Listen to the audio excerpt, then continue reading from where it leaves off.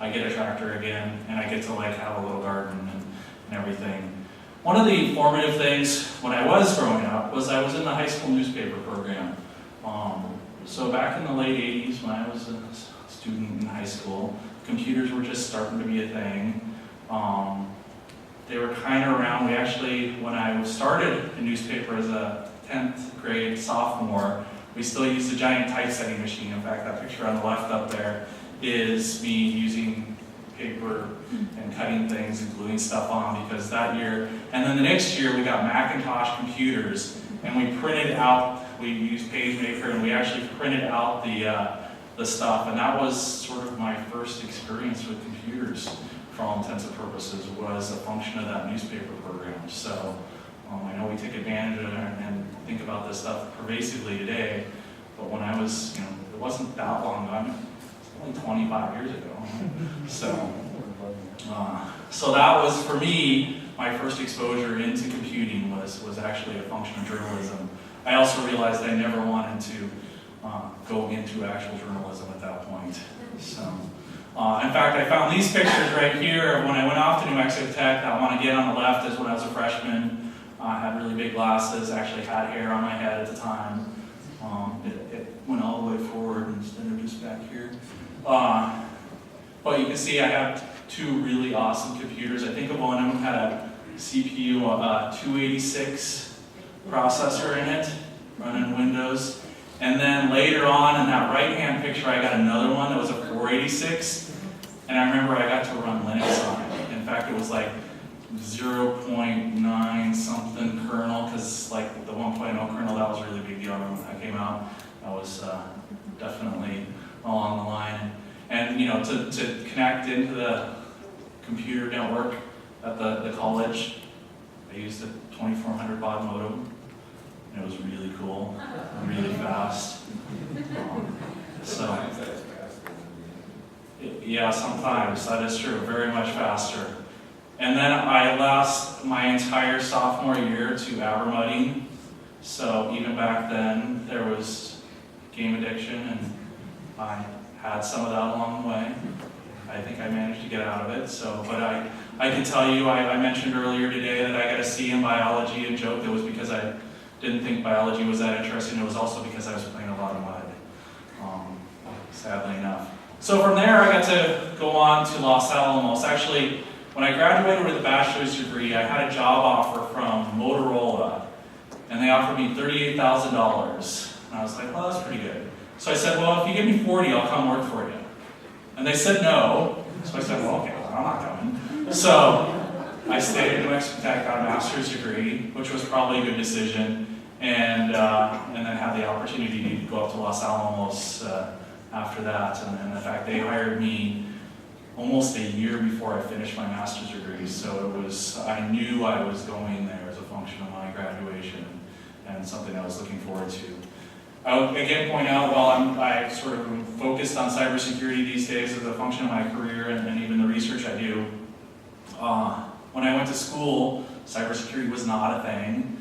Even when I did a master's degree, it was not a thing. My master's degree project was in software engineering.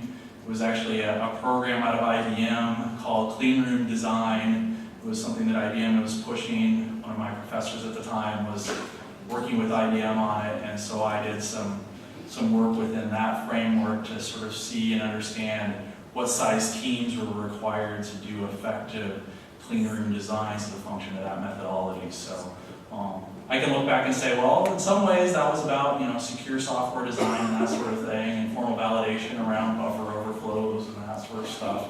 But we definitely didn't call it cybersecurity at the time. So I spent 20 years at Los Alamos, and in that time I did a lot of things. I started out in the network engineering group as a junior staff member. I remember the first year being really dull. I had no clearance. I sat in a trailer with some rats, literally. They were rats and more. It was, I was pretty concerned that I made a mistake. Maybe that Motorola job looked pretty good after all for $38,000. But it got better, and it got better in a lot of really neat ways. So it was a great time.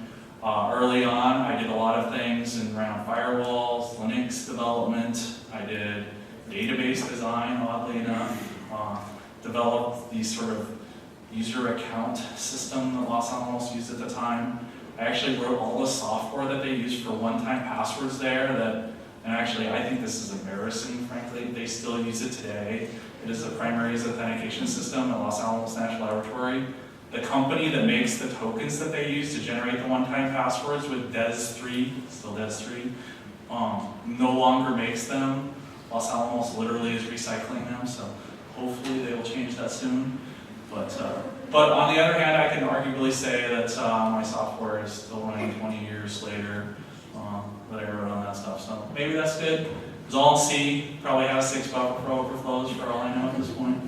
I'm not even sure sprintf or snprintf existed at the time yet, libc. So I did that stuff. I got to go see lots of different things, do lots of different projects. This is a picture of me, and it's interesting, you work at a national security facility where phones are not allowed, pretty much cameras aren't allowed. It takes a pile of paperwork at least yay high to get approval to take a picture. So I actually found like 4 photos total from my 20 years at Los Alamos. This is actually one of them here. This is me giving a presentation to the Senator Pete Domenici. There's Representative Toucher, Diana Toucher, I think her name is. She was a representative from, no longer a representative from California. She's there on the left side, the lab director's there on the left side.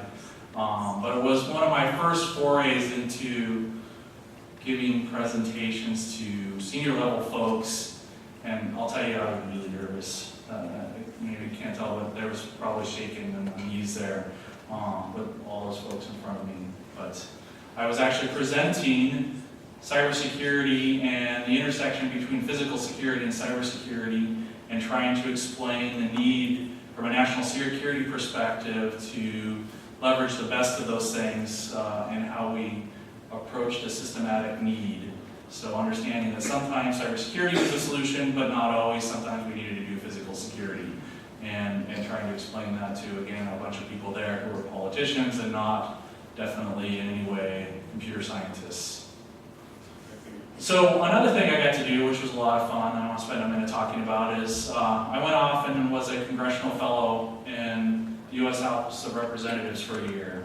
And this is actually a fairly recent thing. About 4 years ago, I got a phone call from actually our congressional affairs person at Los Alamos who said, hey, they made a call out to the national laboratories and they're looking for senior folks who are willing to go back and spend a year being a congressional fellow in support of the House Intelligence Committee. And so the House Intelligence Committee, there's the House side and the Senate side, and there's usually some sort of pairing of committees.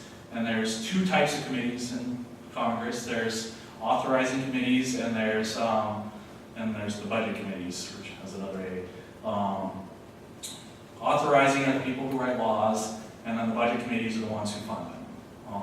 And they have to work together. But there's an interesting thing when it comes to really, really classified things. There's a committee that sits in a dark room on the House side, and a committee that sits in the dark room on the Senate side, and funds all the black work that happens in the country for the military and for the intelligence entities like the CIA. And so the House Intelligence Committee is that one. Interesting enough, they've been in the news a lot lately. Representative Devin Nunes is really interesting when he's on TV. He's a really nice guy, but different person when you see him on TV. I really like him, but yes, interesting when he's on TV. So I worked for him. He was technically my boss while I was there for a year. I worked actually in a bipartisan role though, supporting both the minority staff and the majority staff. And my job was to basically walk into a room representing them as the smart guy. And so, somebody from the NSA would walk in and give a presentation. Sometimes it was a general, sometimes with 3 stars, 1 star. Sometimes it was some other senior person from the CIA, whatever it was. And they would talk about some program and how they spent the money, often a highly classified program. And then we would walk out of the room and they'd say, so did that make sense? And were they blowing smoke or was that real? And so my job was to say real, not real. And often it was on a subject that I knew nothing about. Honeybees. Okay, I don't want to think about honeybees. Or water in California. Because actually that's a good point, right? Even though it was the Intelligence Committee, all of these representatives, the senators, have their own personal constituent needs, and those often always bleed into whatever committees they're on. So the reality of Washington is alive and well no matter where it's at, and the needs of their elected representatives. So I had a great time. I got to ride on a submarine, go down to a classified depth, see cool classified things, go stick my head on classified warm objects that come out of the Department of Energy to make those things run, do all sorts of interesting things like that. I got to take my family into the Capitol, go to the Speaker's office, that cool balcony that you always see when you're walking down the mall, and say, well, who's that? That's actually the Speaker of Representatives' office right there in the middle of the Capitol building. So I got to stand up there with my family, get a picture taken, and walk around and meet him and say hi. I've been to the White House. I have no pictures of me at the White House. I have pictures of my coworkers at the White House bowling there. So there's actually a bowling alley in the basement of the White House. So I went there one day and went bowling. That was kind of fun. If you haven't been to the Capitol, there's a whole subway system underneath the Capitol building. You as the public can actually go ride it. You have to get through security. Once you're through, go for a ride on the subway. It's worth it. And it's way nicer. Everything's nicer on the Senate side, by the way. So, you should always compare between the House of Representatives side and the Senate side and appreciate that whatever's, there's usually the same on both sides, but it's always better on the Senate side. Cafeteria's better on the Senate side, pretty good on the House of Representatives side. So, and that's a lot of, pretty good seats on the House of Representatives side, really cushy seats on the Senate side. So, nowadays I work at Medtronic. This is the cool headquarters building. It's very cushy. At Medtronics. I actually don't work there. I work here instead. Much more utilitarian. This is where all the engineers are at this building. It doesn't look like an engineering kind of building. So it's actually quite nice. In fact, compared to a government building at Los Alamos, it's like really plush. I mean, like they come around. There's people that water the plants. I know, I'm so excited because I have a plant in my office, and I'm pretty sure it's not going to die this time. So, it's new, because I tried before, it didn't work. So I work here, I'm really excited. It's a whole new world. I've actually had to do a couple things while I'm here today with my new staff and my new assignments. It's a very much different pace in the commercial world than I see in the government side. But on the other hand, their mission is really cool. Their job is to try and save as many lives as they can. I don't know if you've ever seen studies on medical devices for heart implants, but the mortality rate if you have a pacemaker is, you basically live another 10 to 20 years. If you didn't have one, you would conceivably die in months time period. There's no other method to do that other than pacemakers, and they make a huge difference to millions of people around the world. And Medtronic is the largest manufacturer of these. In fact, they're the inventor, the founder of Medtronic. He produced the first battery-operated pacemaker back in the late 40s, I think it was. There was actually a big power outage in the Minneapolis area. A small boy died as a result of the power outage because he was on an artificial pacemaker kind of thing that was plugged into the wall, and the power on the wall. When that power went out, the thing failed, and so the cardiologist knew this electrical engineer up the road and said, hey, can you make a big battery-powered version? And they did, and voila, we have what they are today. And the company still exists and does all sorts of things associated with that. It's a massive company, I have to admit. I won't tell any of the people I work with, but I never really heard of them before 4 months ago. And I've been there 2 months now, so. But I'm getting up to speed quick, and I do really think the mission is great. It's very engineer-esque. There's a really great drive to do really impressive engineering, and again, these small devices that in some cases last for up to 20 years. I mentioned earlier there's actually oddly a connection between Medtronic and Los Alamos. Medtronic in the 70s made pacemakers that had plutonium batteries in them. And those plutonium batteries were made at Los Alamos National Laboratory, given to Medtronic. They put them in their devices, and there's still 30 of those out in people's bodies today operating. So they got to get a little old because they were put in the 70s, but that sort of gives you the longevity. And of course, even though it sounds horrible, plutonium battery was plutonium-238, which is amazing, an amazingly benign substance that just generates heat. It's also a byproduct of nuclear weapons, but can't have it.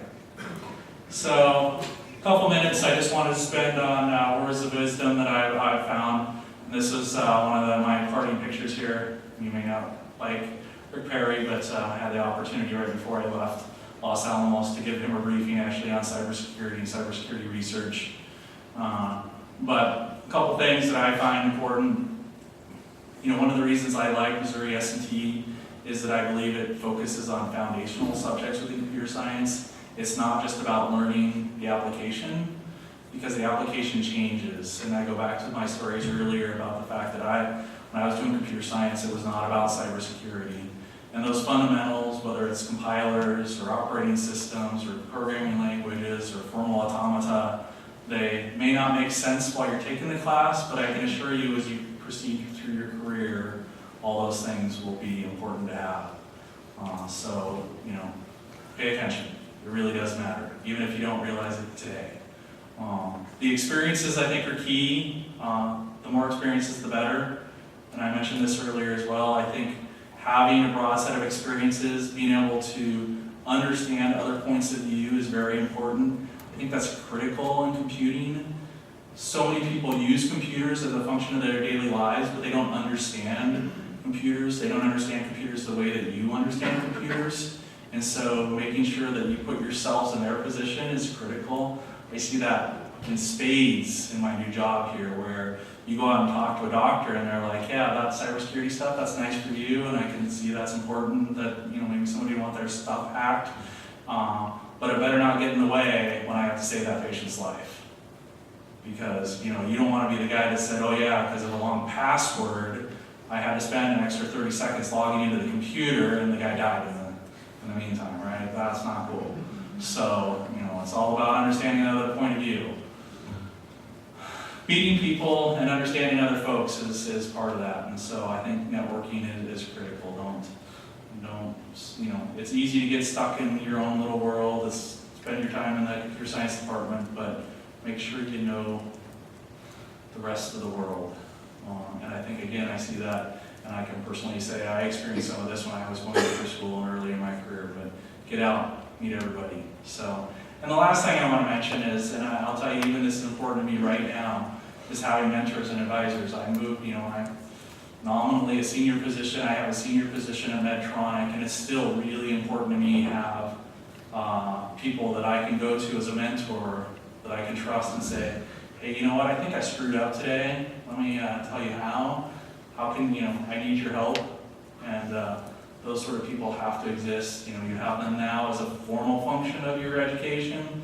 Make sure as you transition into your jobs that you find those people. And by the way, those shouldn't be your supervisors. They need to be the people that you can complain about your supervisor to. This is very important. So, and it may be that you need to ask your supervisor for who that should be, but again, it shouldn't be your supervisor. So, and the other points of view thing, I just can't emphasize enough. So, with that, I'm going to be finished. The last thing I want to mention, actually, is diversity. I found this picture. I was telling Chris this earlier. I went back. This is actually, and it's probably too small to see, so I can really amp it up. I went back to 2008, so only 10 years ago, and I found a couple pictures from some training we did. And I think in the right picture there are 2 women, maybe. Either that or it was just the guy with long hair. But in computer science, it's really concerning. It's even worse in cybersecurity. Our diversity is out of control. And my best statement there and my best personal advice that I use every day is that you need to be aware of it. Be aware of your biases and work around them, because everybody's got biases about something, and you need to be self-aware of those and work through them. And assume that no, I'm good, I don't think about this stuff, is just not true. And you know, my example is that I have actually an employee right now who's amazingly smart. He's also has a disability, and a side effect of his disability is he never says a pronoun. He has no pronouns in his speech. And it causes people to get very uncomfortable with him. But the reality is his contributions are amazing. But again, it's easy for people to get biased around him. So understanding that and appreciating that is critical. So it's, again, not just about gender, it's about all things, and being aware of how you're reacting to other people. So, all right, that's it.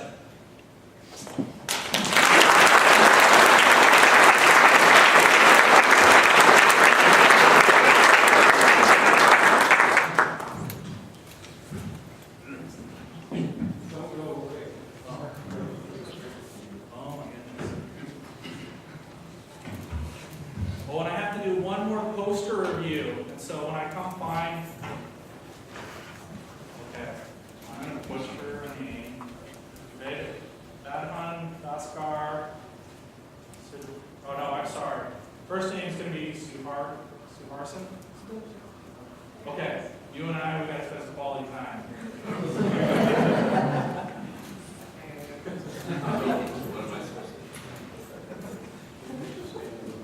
We have a special gift for our speaker tonight. We'd like to come on here with a plaque.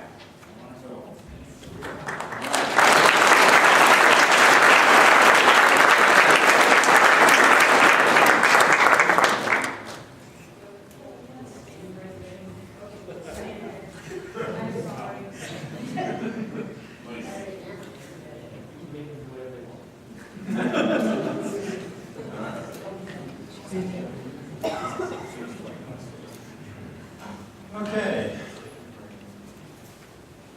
Rhonda, are you ready? You want me to swap this out? Sort of ready. Break time? Okay. We have a break so that we can get our act together.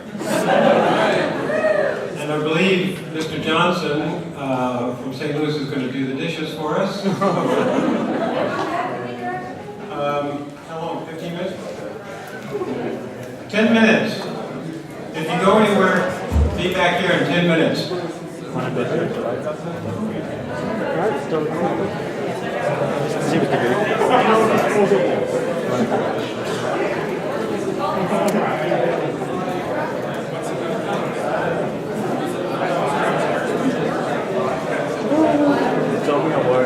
No, that's we want to grab. I think. What? Save it for when it comes.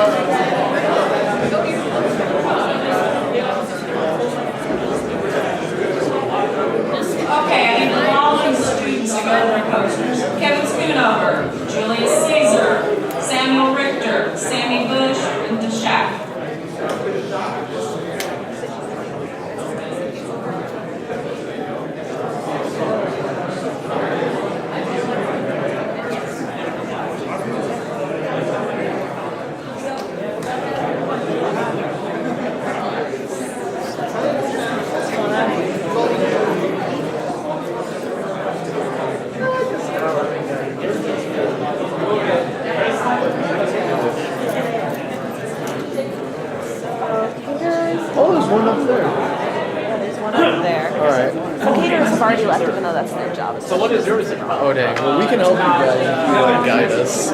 Yeah, sure. So let's just Probably just bring the whole. do you need some off back? Okay. Look into the camera. Smile. Let's get a little bit better smile there. Come on, yeah. Second grade? For you, Can yes. you send us that picture? Because he refuses to sign a release to let us have his photo. Are you serious? Don't worry, I got a picture of you taking a picture of you.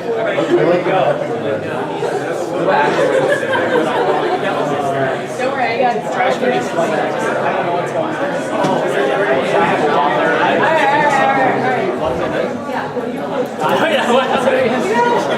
I don't normally try to do that, but you know you've been trying to get your name removed from scholarships? What? Every day he's been removed. I mean, he did tell me about that. He did tell me about that. Okay. Trash can, where's the trash can? I have another one. I'm going to throw you into the trash can. So all the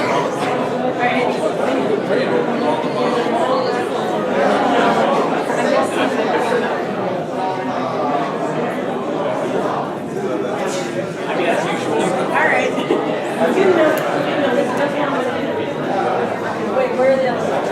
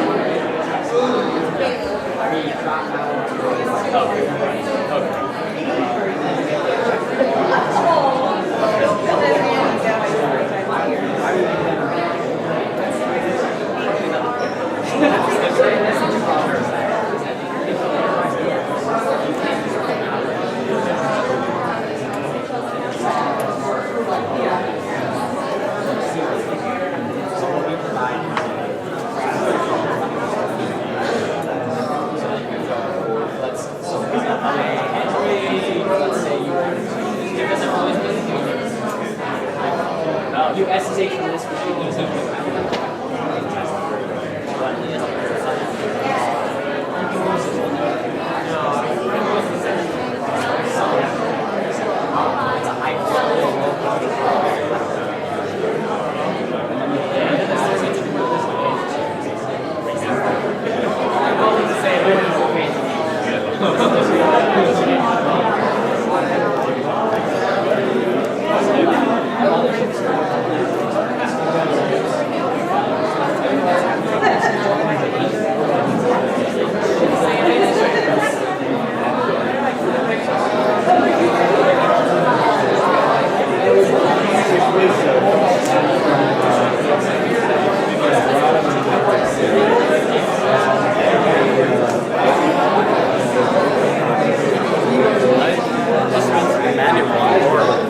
Caesar, there you are.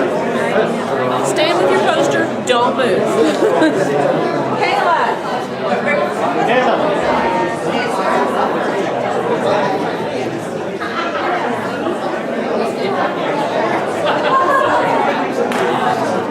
All right. Let's see them pearly whites. That was mom.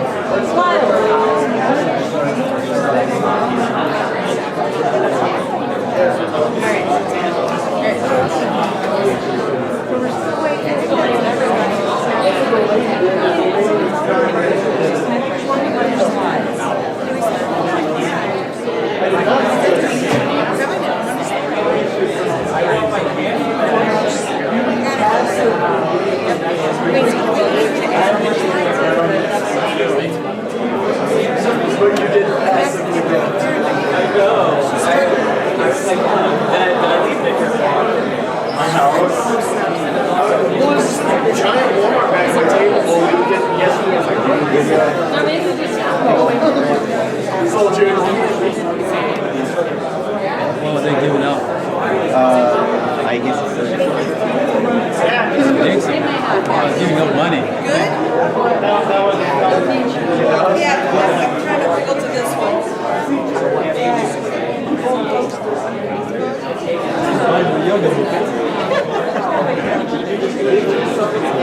Hold on, did I win? Brandon, did I win? Something. I don't know what, but something.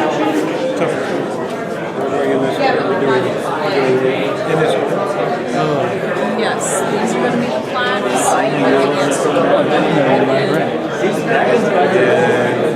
Let's see, certifications. And then extra people. I have to get your names for those. Yep, that way. There you go. Good job now.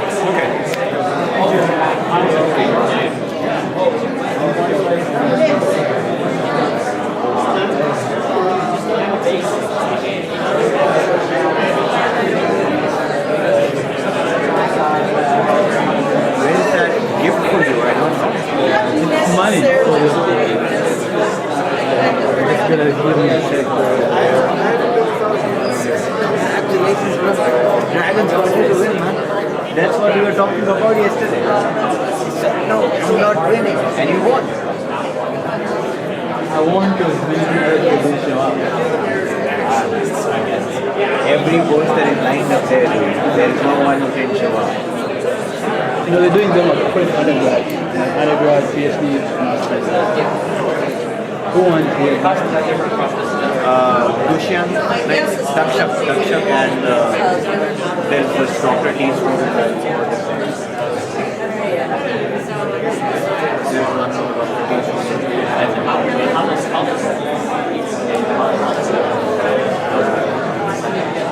So you collect your money, I'll go home.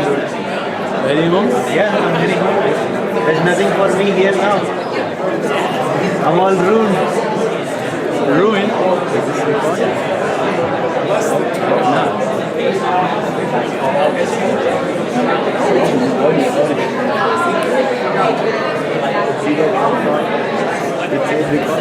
Like the audio.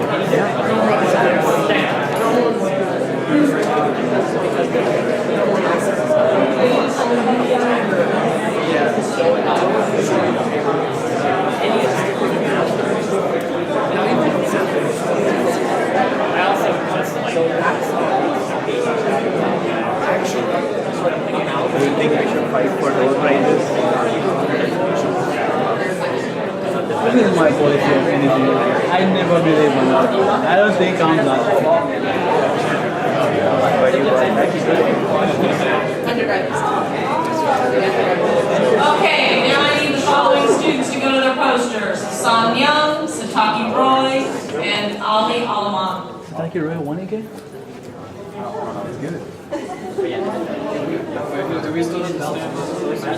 They are just asking students to go back to the poster. They like round thing, second round. Sataki Roy is good. He won last year, he's gonna win again. I gotta go check out. Other than some very dense grass. So you're saying like, so if they see that they're a functional active, they're super close to each other, they would focus on this particle, and that's not so they know what they go over there. Oh, I think I know what you're talking about.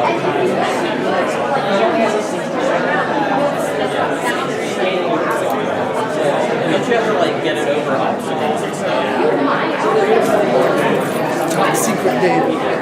That's for lock on.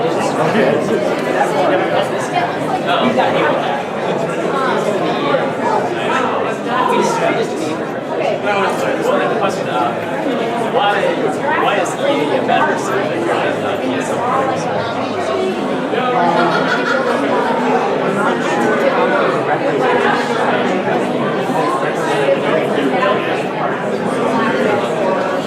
Wait, what was because I've seen like there's like a little dude there.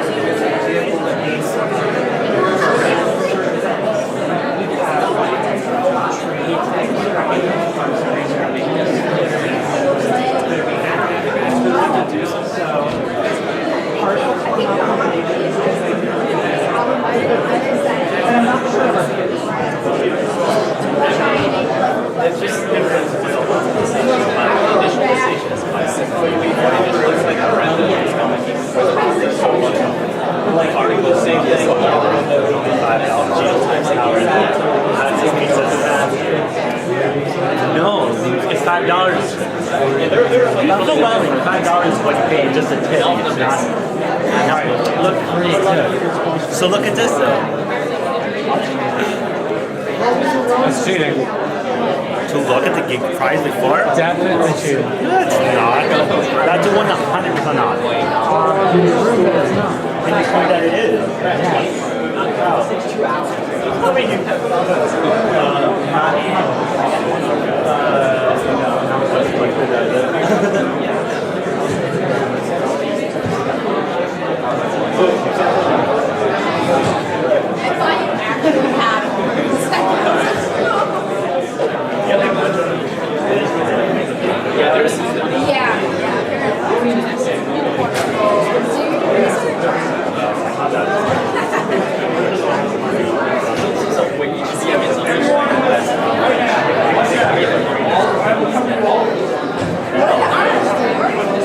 yeah, I didn't. And then also, Ollie, if you're here, could you please go to your poster?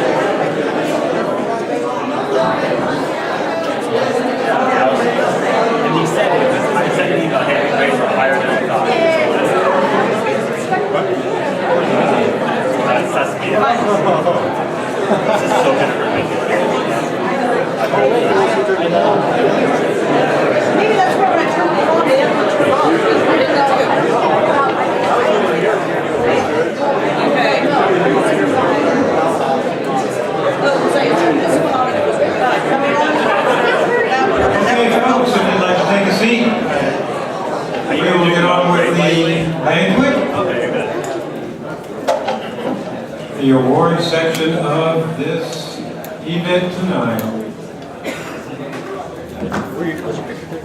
Yeah. I'm waiting for everyone to sit down so I know where the face is. I had left quite a bit. That's fine.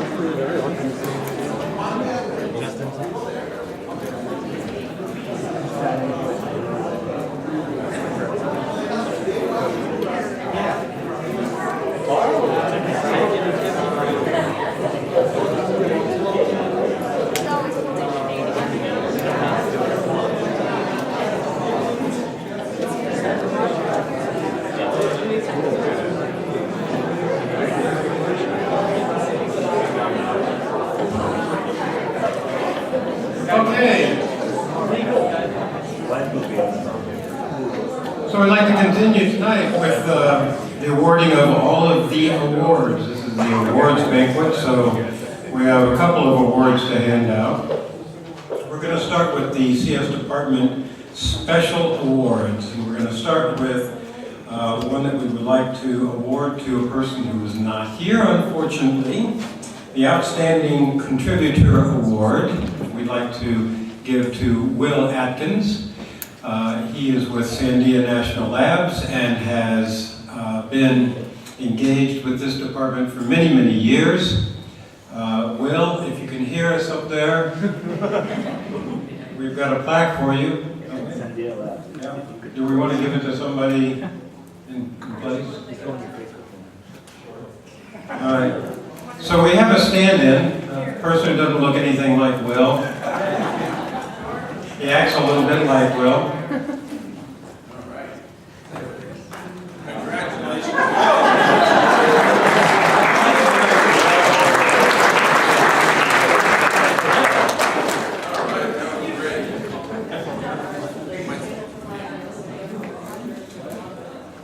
Okay, and to CBOE, that's pronounced CBOE, CBOE is the Chicago Board of Exchange. We would like to award the Outstanding Sponsor Award. Again, the reps from CBOE are not here tonight, unfortunately, but they did email to us a statement they wanted me to read. And I want you to listen to this especially. It means a big raise for me. Well, I'm glad they're going to pay for it. Okay, so this is from Brett Johnson. He says, last year, BATS merged with the Chicago Board of Options and a Chicago Board of Options Exchange to become CBOE, pronounced CBOE, to become one of the largest stock exchange operators in the world. We're still the same innovative technology company based in Kansas City, only we're growing faster than ever. Missouri S&T is an important partner in our growth plans. Missouri S&T graduates that have joined our team over the years are consistently among finest engineers across our software engineering focus areas. 1, real-time systems written in C++ running on Linux. 2, large-scale, large-scale data engineering using PostgreSQL and Hadoop with Python as a primary programming language. 3, web systems engineering, also using Python and various web technology frameworks. A special shout out to Clayton Price, thank you, throw money please, whose object-oriented numerical modeling 1 course uniquely prepares students to succeed in our real-time systems engineering group, where all world-class trading systems technology benefits from the C++ depth and breadth that students gain from the class. In addition, Missouri S&T consistently prepares students with exposure to Python that enables students to hit the ground running in data engineering and web systems engineering at CBOE. We couldn't be more pleased with our investment in Missouri S&T. You can count on CBOE maintaining a recruiting presence and being an active sponsor of software engineering related events for many years to come. We are hard at work creating the world's most innovative stock exchange technology with the help of fine Missouri S&T students on the CBOE team. Regards, Brett. Thank you. All right.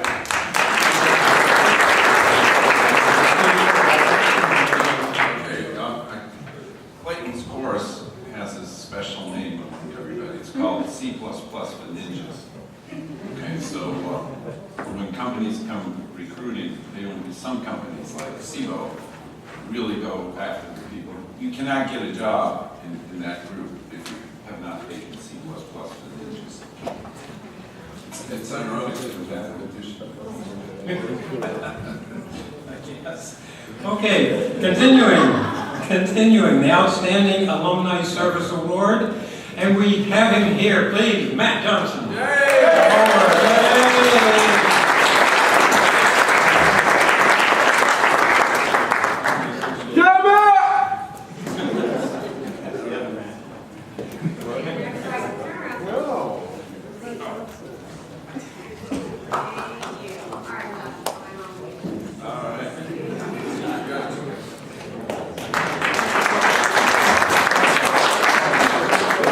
Continuing on, our Outstanding Faculty Staff Service Award, we would like to award to one of the newbies in the department, Patrick.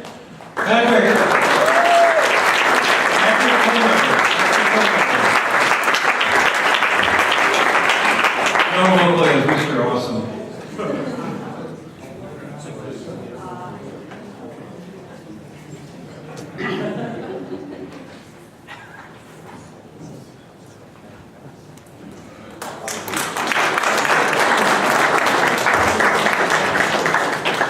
All right, we have an Outstanding Student Service Award. This is special because we like to give this to students who really give of themselves, to include two of the Dillons in our department, Patrick Dillon and Kevin Schoonover. All right.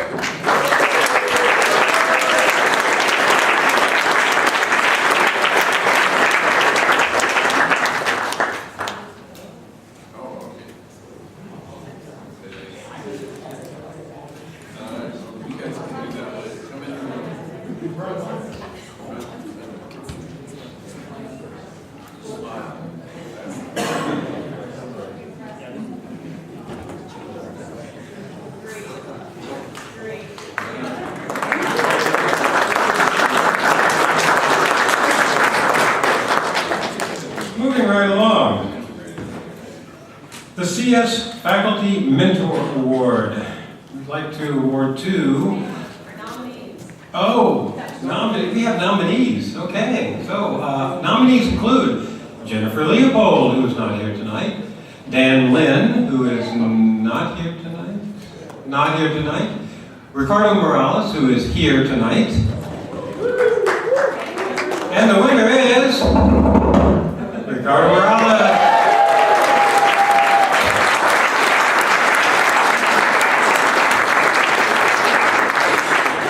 If you ever... The motto is you have to be here to share. This way. Yeah, you like your wisdom.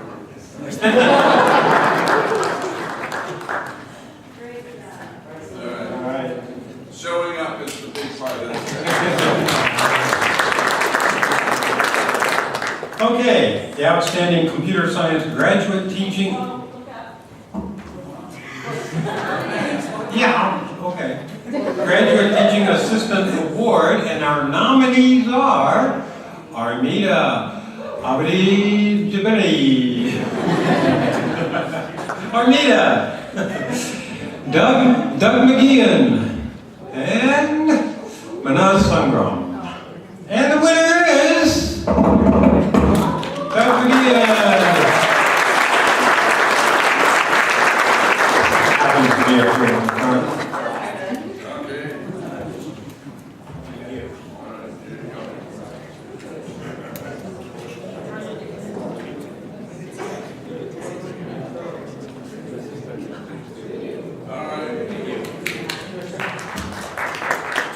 Okay, then there is the CS Ambassador Award, and our nominees are... Mentor. CS Mentor. Okay. Sorry. My mistake. CS Mentor Award. And the nominees are Kev Schoonover, Dylan Warren, and Henry Wong. And our winner tonight is Henry Wong. Come on, Henry.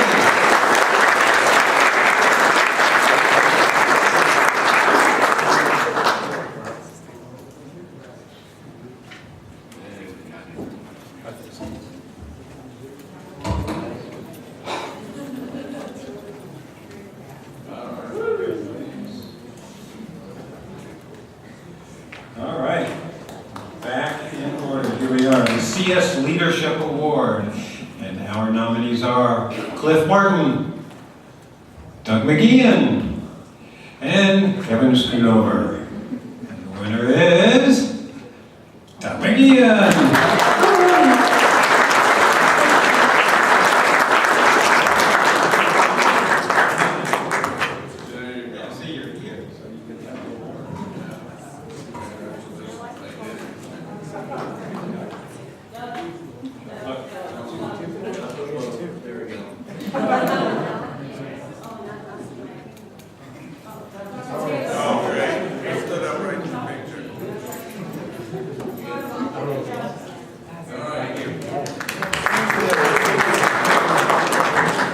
Okay, and one last of the special awards, the CS Ambassador Award, and our nominees are Kayla Fitmont.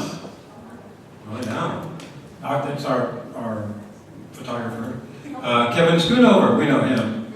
And Dylan Warren. And the winner tonight is Big Dylan Warren.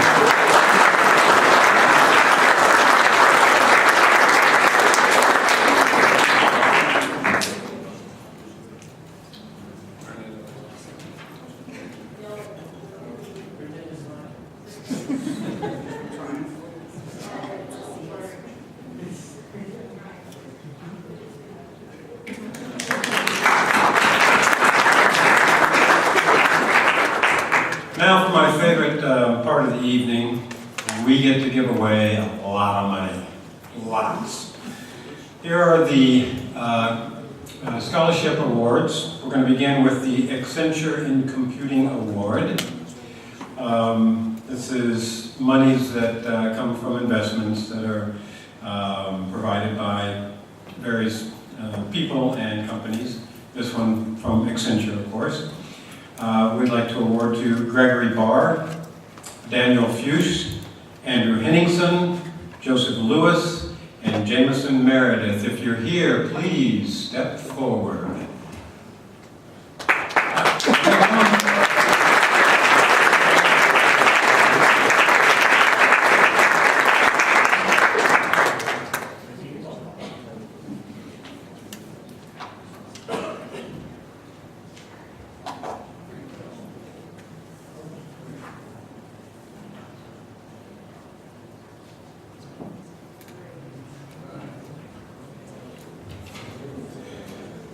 Up next, the Adelsberger Memorial Scholarship goes to Christopher O'Toole and Sergei Khrushchev.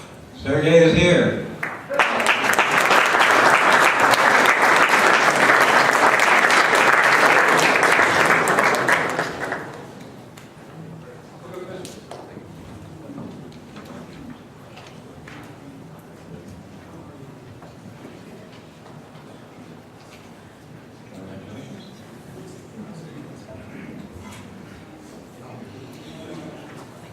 Okay, next is the Computer Science Alumni Scholarships. We are handing out monies to Zachary Bingham, Arthur Chan, Timothy Collins, Derek Cook, Cole Davis, Patrick Dillon, Kayla Fitmont, Daniel Johnson, Luke Malloy, Christian Matuszek, Mark Myers, Ethan Odell, Katrina Peterson, Alan Trong, Henry Wong, and Anthony Yantan. Some of those folks are here. Please come forward.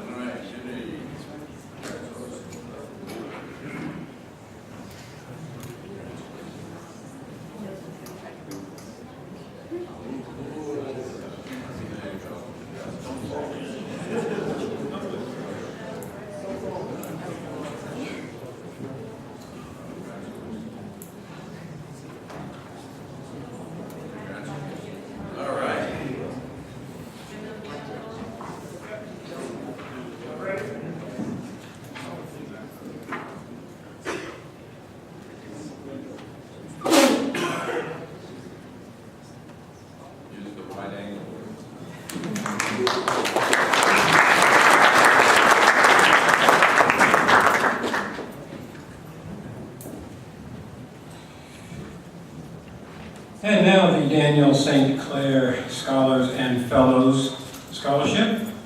We'd like to award to Larry Fry and Lun Chao Lefan. Either here?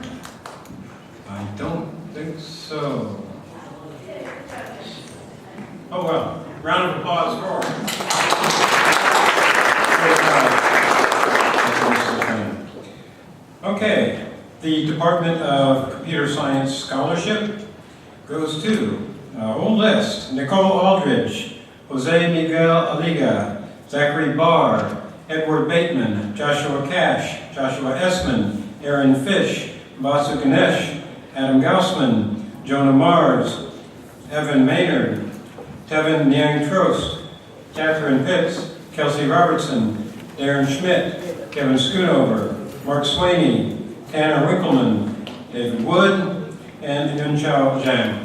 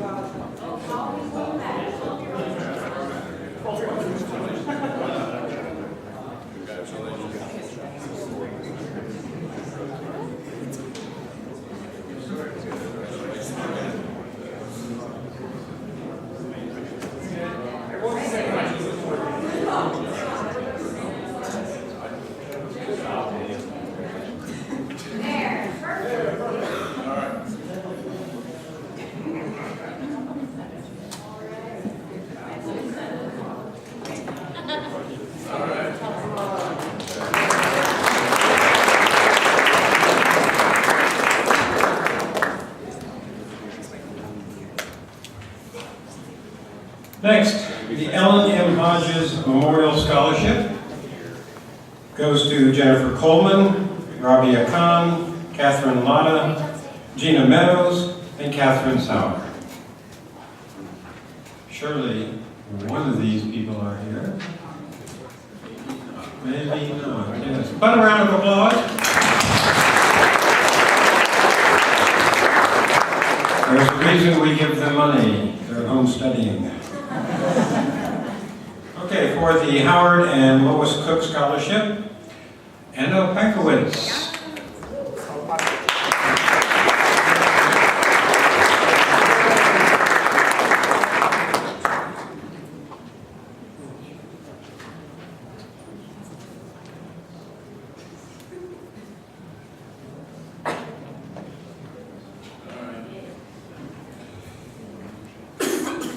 The John W. Hamlin Scholarship goes to Christian Parsons and Dylan Warren.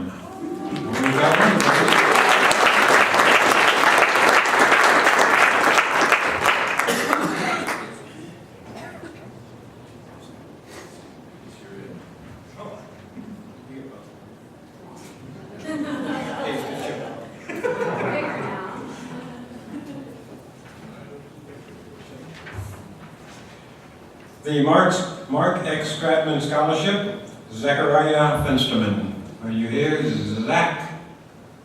No. All right, well done.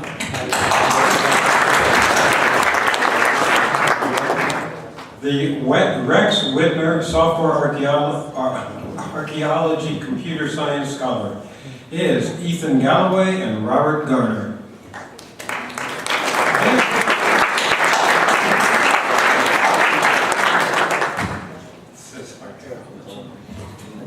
And we have a special announcement from our sponsor.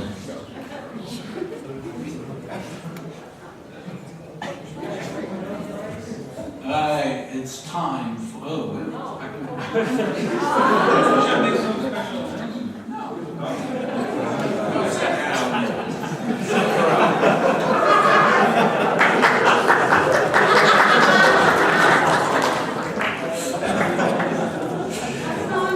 Dr. Torrance always wants to be in the limelight. Okay, next up are the CS Academic Achievement Awards. These are the students who have reached the 4.0 grade point average and kept it. Starting with our freshman, Kelsey Robertson.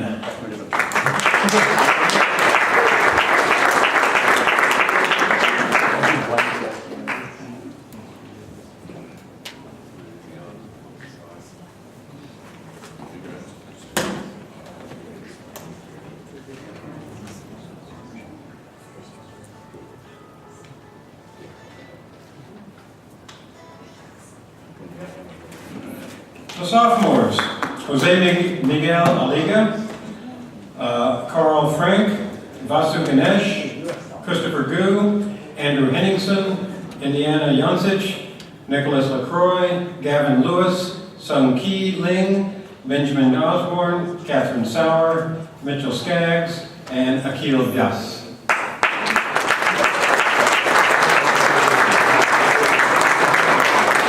Most of those people are home studying.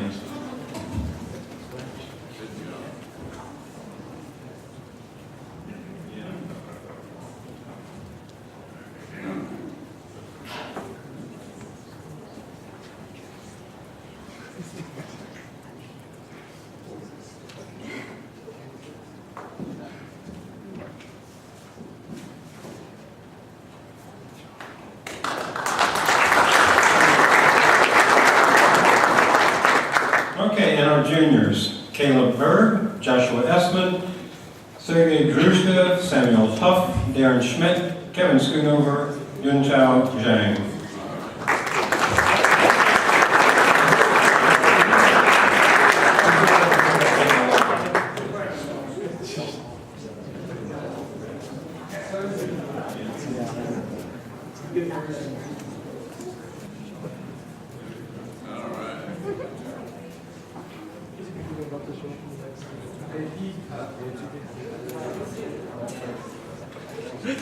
All right.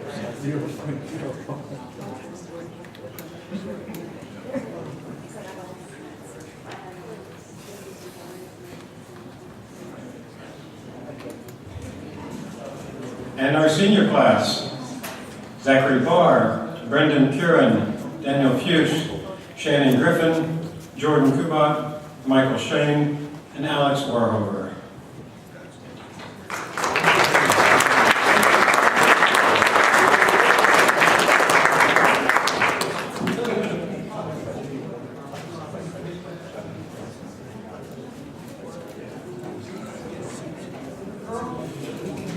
Two more categories, the master's students. This is where it gets interesting. Vincent Allen, Samsil Arifin, Markita Ilichkova, Kevin Kleinsor, Tyler Person.